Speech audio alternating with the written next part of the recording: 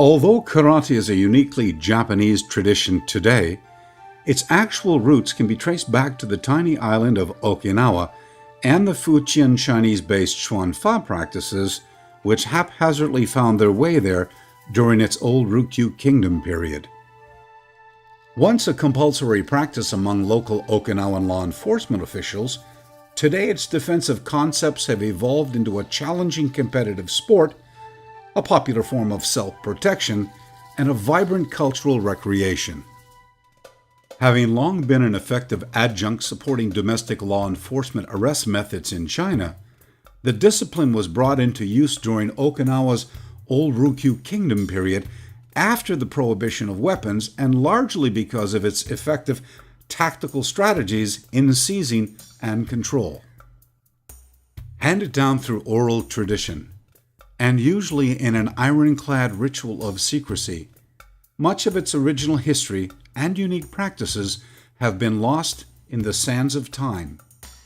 As a researcher, I believe the modern interpretation of karate, in its many variations, has evolved into something quite unlike that which its original pioneers had in mind when first developed.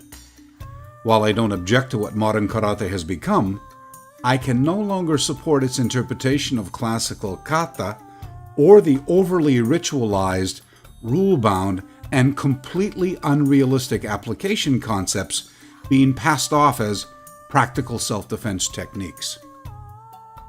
Having already done the research, I have saved the learner the time and trouble of wandering through an endless minefield of myth and mysticism and the quagmire of half-truths and self-serving propaganda. Having gained worldwide recognition, the KU method leaves no room for the kind of ambiguity exampled elsewhere in traditional karate. This is to say, the kind of ambiguity which has given kata such a bad name. KU represents a clear and precise pathway to mastery. If and when followed methodically, I am confident that the KU method will produce more far-reaching results than if instructors work toward the same goal independently. The presentation which lies before you is an exposition personifying one important part of what I believe this lost heritage represents, and I sincerely hope that it opens as many new and challenging doors for you as it has for me and for so many others. Deep roots strengthen the foundation of this art, and yet wings are what provide us with the means to continue forth on the journey of discovery.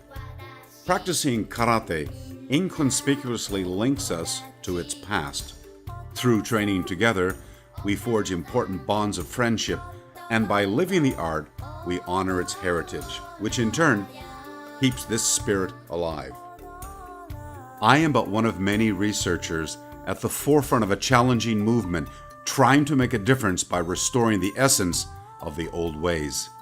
If there's any truth to the rumor that, in doing so, I am helping to change the face of how traditional kata is perceived and practiced, then I hope it might serve to inspire others to think outside the box, cross-train, and heed the words of Sir Isaac Newton, a man who, after acknowledging the value of understanding the research and works created by notable thinkers of the past, wrote, "If I can see any farther, it is only by having stood on the shoulders of giants."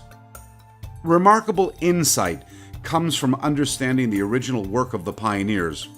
Moreover, it also provides the opportunity to see continual change as an inevitable part of tradition rather than as a perceived threat.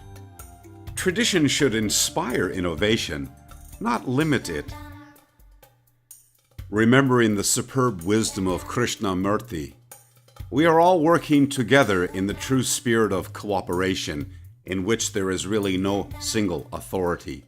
It is our mutual interest in understanding the original teachings that bring us together to find truth.